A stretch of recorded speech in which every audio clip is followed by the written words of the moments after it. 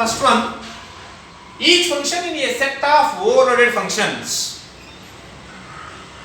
Note, each function in a set of overloaded function. ನಮ್ಮ ಹತ್ರ ಎಷ್ಟು ಫಂಕ್ಷನ್ಸ್ ಇದಾವೆ? ಸೆಟ್ ಒಂದಲ್ಲ ಒಂದಕ್ಕಿಂತ ಜಾಸ್ತಿ ಓವರ್ಲೋಡೆಡ್ ಫಂಕ್ಷನ್ ನಮ್ಮ ಹತ್ರ ಇದಾವೆ.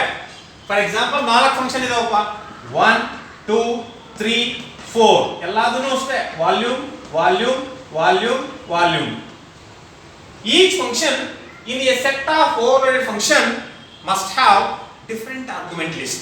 ಏನಾಗಿರಬೇಕು ಎಲ್ಲಾದ್ರೂನು different argument list ಇರಲೇಬೇಕು. that is the restriction, compulsory ಅದು.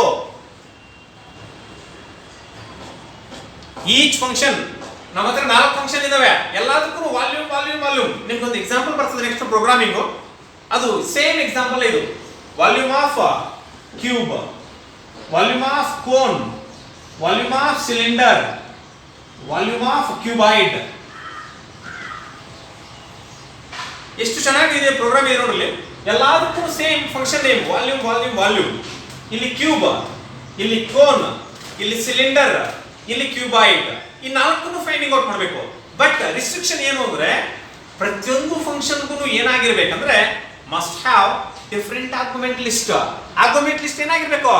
ಡಿಫರೆಂಟ್ ಆಗಿರಬೇಕು. That is the restriction. Each function in a set of overloaded functions must have different argument list. ನಾವು ಈ ತರ ಆರ್ಗ್ಯುಮೆಂಟ್ ಲಿಸ್ಟ್ ಬರೀತೀವಲ್ಲ, ಆ ಆರ್ಗ್ಯುಮೆಂಟ್ ಲಿಸ್ಟ್ ಎಲ್ಲಾದ್ರಲ್ಲೂ ಏನಾಗಿರ್ಬೇಕಂದ್ರೆ ಡಿಫರೆಂಟ್ ಆಗಿರಬೇಕು. That is the first restriction.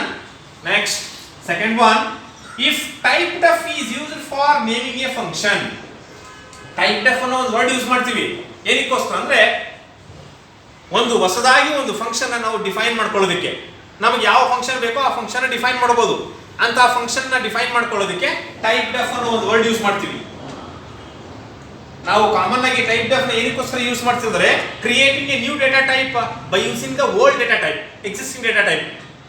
ಹೊಸದಾಗಿ ಒಂದು data type ನ ಕ್ರಿಯೇಟ್ ಮಾಡ್ಕೋಬಹುದು by using the existing data type. ನಮ್ಮ ಹತ್ರ ಆಲ್ರೆಡಿ ಡೇಟಾ ಟೈಪ್ಸ್ ಇದಾವೆ, int, char, float, double, void. ಅವನ್ನ ಯೂಸ್ ಮಾಡಿಕೊಂಡು ನಾವು ಹೊಸದಾಗಿ ಒಂದು ಡೇಟಾ ಟೈಪ್ ನ ಕ್ರಿಯೇಟ್ ಮಾಡಬಹುದು. ಯಾವುದನ್ನು ಯೂಸ್ ಮಾಡ್ಕೊಂಡು ಅಂದ್ರೆ ಟೈಪ್ ಡೆಫ್, ಟೈಪ್ ಡೆಫಿನೇಷನ್ ಅಂತ ಡಿಫೈನ್ ಮಾಡ್ಕೋಬಹುದು ಹೊಸದಾಗಿ ಡೇಟಾ ಟೈಪ್ ನ. ಅದೇ ತರ ಒಂದು ಫಂಕ್ಷನ್ ನ ಡಿಫೈನ್ ಮಾಡ್ಕೋಬಹುದು ಯಾವುದನ್ನು ಯೂಸ್ ಮಾಡ್ಕೊಂಡು? Type deaf.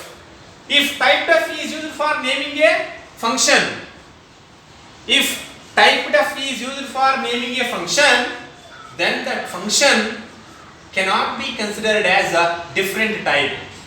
ನೀವು ಯಾವ ಒಂದು ಟೈಪ್ ಡೆಫ್ ಅನ್ನೋ ಒಂದು ವರ್ಡ್ ಯೂಸ್ ಮಾಡಿಕೊಂಡು ಹೊಸದಾಗಿ ಒಂದು ಫಂಕ್ಷನ್ ನ ಡಿಫೈನ್ ಮಾಡ್ಕೊಂಡಿದ್ದೀರೋ ಆ ಒಂದು ಫಂಕ್ಷನ್ ನ ನೀವು ಅದು ಡಿಫರೆಂಟ್ ಟೈಪ್ ಅಂತ ನೀವು ಕನ್ಸಿಡರ್ ಮಾಡಬಾರದು. ಅದು ಕೂಡ ಇದಕ್ಕೆ ಸಂಬಂಧಪಟ್ಟಿರೋದು ಅಂತ ನೀವು ಕನ್ಸಿಡರ್ ಮಾಡಬೇಕಾಗುತ್ತೆ. If type deaf is used for naming a function, then the function cannot be considered as a different type. ಯಾವ ಫಂಕ್ಷನ್ ನ ನೀವು ಹೊಸದಾಗಿ ಒಂದು ಫಂಕ್ಷನ್ ನ ಕ್ರಿಯೇಟ್ ಮಾಡಿದಿರೋ ಟೈಪ್ ಡೆಫ್ ನ ಯೂಸ್ ಮಾಡಿಕೊಂಡು ಆ ಫಂಕ್ಷನ್ ನ ನೀವು ಏನ್ ಮಾಡ್ಬೇಕಂದ್ರೆ ಇದು ಬೇರೆ ಟೈಪ್ ಅಲ್ಲ, ಇದು ಕೂಡ ಓವರ್ಲೋಡೆಡ್ ಫಂಕ್ಷನ್ ಗೆ ಸಂಬಂಧಪಟ್ಟಿರೋದು ಅಂತ ನೀವು ಕನ್ಸಿಡರ್ ಮಾಡಬೇಕಾಗುತ್ತೆ.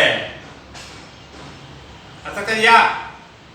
If type deaf is used for naming a function, then that function cannot be considered as different type. ಅದು ಬೇರೆ ಟೈಪ್ ಅಂತ ನೀವು ಕನ್ಸಿಡರ್ ಮಾಡಬಾರದು. ಇದು ಕೂಡ ಓವರ್ಲೋಡೆಡ್ ಗೆ ಸಂಬಂಧಪಟ್ಟಿರೋ ಒಂದು ಫಂಕ್ಷನ್ ಅಂತಾನೆ ನೀವು ಕನ್ಸಿಡರ್ ಮಾಡಬೇಕಾಗುತ್ತೆ. ಇದು ರಿಸ್ಟ್ರಿಕ್ಷನ್. ಇದು these are the two restrictions of overloaded function.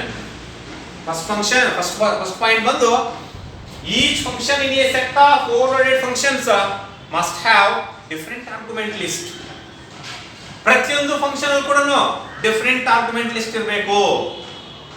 ನಿಮ್ಮ ಹತ್ರ ಒಂದು ಸೆಟ್ ಆಫ್ ಓವರ್ಲೋಡೆಡ್ ಫಂಕ್ಷನ್ಸ್ ಇದಾವೆ, ಎಲ್ಲಾ ಫಂಕ್ಷನ್ಸ್ ಕೂಡ ಏನಾಗಿರಬೇಕು? ಬೇರೆ ಬೇರೆ ಆರ್ಗ್ಯುಮೆಂಟ್ ಲಿಸ್ಟ್ ಇರಬೇಕು. That is the restriction. Second one, if type deaf is used for naming a function. ಅಕಸ್ಮಾತ್ ಆಗಿ ನೀವೇನಾದ್ರೂ ಟೈಪ್ ಡೆಫ್ ನ ಯೂಸ್ ಮಾಡಿಕೊಂಡು ಹೊಸದಾಗಿ ಒಂದು ಫಂಕ್ಷನ್ ನ ನೀವು ಕ್ರಿಯೇಟ್ ಮಾಡಿದ್ರೆ, then that function cannot be considered as a different type. ಆ ಫಂಕ್ಷನ್ ನ ನೀವು ಡಿಫರೆಂಟ್ ಟೈಪ್ ಅಂತ ಕನ್ಸಿಡರ್ ಮಾಡಬಾರದು. These are the two restrictions of overloaded function. ಅರ್ಥ ಆಗ್ತಿದೆಯಾ? What is function overloading, need for function overloading, definition and declaration of overloaded functions. Write the syntax and example. And next, what are the restrictions of overloaded function? Restrictions of overloaded function. Okay, next, calling overloaded function. ಇದು ಏನಂದ್ರೆ program. ಆ program ನ ಬರೀತೀವಿ. ಯಾವ ತರ ನಾವು ಒಂದು overloaded functions ನ use ಮಾಡ್ತೀವಿ ಒಂದು ಪ್ರೋಗ್ರಾಮಿಂಗ್ ಅಲ್ಲಿ.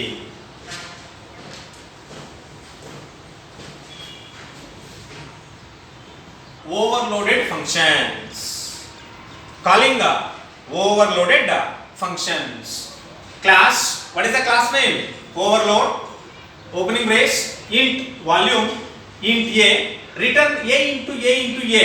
ಯಾಕೆ ನಾವು a into a into a ಬರೆದಿದ್ದೀವಿ ಅಂದ್ರೆ ವಾಲ್ಯೂಮ್ ಆಫ್ ಕ್ಯೂಬ್ ಗೆ ಫಾರ್ಮುಲಾ ಇದೆ. ನೆಕ್ಸ್ಟ್ ವಾಲ್ಯೂಮ್ ಆಫ್ ಕೋನ್ ಗೆ formula 1/3 pi r square h. Next volume of cylinder ಇದಕ್ಕೆ ಫಾರ್ಮುಲಾ ಬಂದು pi r square h. Next volume of cuboid ಗೆ formula ಬಂದು length into breadth into height. ಈಗ ನೋಡ್ರಿ 4 functions use ಮಾಡಿದೀನಿ. 4 functions ಕೂಡ ಏನಾಗಿದ್ದಾವೆ ಅಂದ್ರೆ ಆರ್ಗ್ಯುಮೆಂಟ್ ಲಿಸ್ಟ್ ಡಿಫರೆಂಟ್ ಇದೆ. ಇಲ್ಲಿ ಒಂದೇ ಆರ್ಗ್ಯುಮೆಂಟ್ ಇದೆ, ಇಲ್ಲಿ 2 ಆರ್ಗ್ಯುಮೆಂಟ್ ಇದೆ, ಇಲ್ಲಿ 2 ಆರ್ಗ್ಯುಮೆಂಟ್ ಇದೆ. But data type double. ಇದರಲ್ಲಿ ಡಬಲ್ ಇಂಟ್ ತಗೊಂಡಿದ್ದೀನಿ, ಅಲ್ಲಿ 3 ಆರ್ಗ್ಯುಮೆಂಟ್ ಯೂಸ್ ಮಾಡಿದ್ದೀನಿ.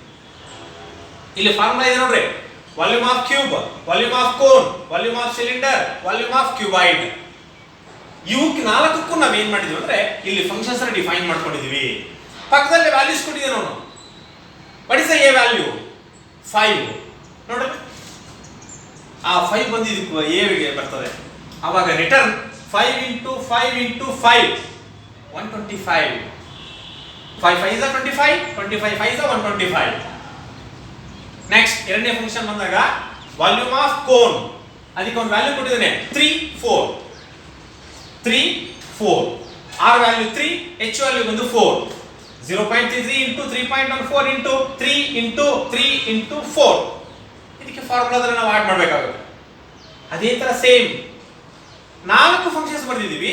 4 ಫಂಕ್ಷನ್ಸ್ ಅಲ್ಲೂ 4 ಆರ್ಗ್ಯುಮೆಂಟ್ಸ್ ಏನಾಗಿದ್ದಾವೆ ಅಂದ್ರೆ 4 ಫಂಕ್ಷನ್ಸ್ಗೂ ಆರ್ಗ್ಯುಮೆಂಟ್ಸ್ ಡಿಫರೆಂಟ್ ಲಿಸ್ಟ್ ಇದೆ. ಹೌದಾ? when different functions are created for different operations, then the user has to call the respective function. ನಿಮಗೆ ಯಾವ ಫಂಕ್ಷನ್ ಬೇಕೋ ಆ ಫಂಕ್ಷನ್ ನೀವು ಕಾಲ್ ಮಾಡಬೇಕಾಗುತ್ತೆ. ಯಾಕಂದ್ರೆ ಎಲ್ಲಾ ಫಂಕ್ಷನ್ ಹೆಸರು ಏನಿದೆ ವಾಲ್ಯೂಮ್, ಬಟ್ ಆಪರೇಷನ್ಸ್ ಬೇರೆ ಬೇರೆ. ಒಂದು ಕಡೆ ಕ್ಯೂಬ್, ಒಂದು ಕಡೆ ಕೋನ್, ಒಂದು ಕಡೆ ಸಿಲಿಂಡರ್, ಒಂದು ಕಡೆ ಕ್ಯೂಬಾಯ್ಡ್. ಹೌದಾ? ನೋಡ್ರಿ, ಕ್ಲಾಸ್ ನೇಮ್ ತಗೊಂಡಿದ್ವಿ. ಇದೊಂದು ಫಂಕ್ಷನ್, ಇದೊಂದು ಫಂಕ್ಷನ್ ಆದ್ಮೇಲೆ ಕ್ಲಾಸ್ ಕ್ಲೋಸ್ ಆಗಿದೆ. ಆದ್ಮೇಲೆ ಏನ್ ಬರ್ಕೊಂಡಿದ್ವಿ? Void main, opening brace. What is the class name? Overload. What is an object name? O.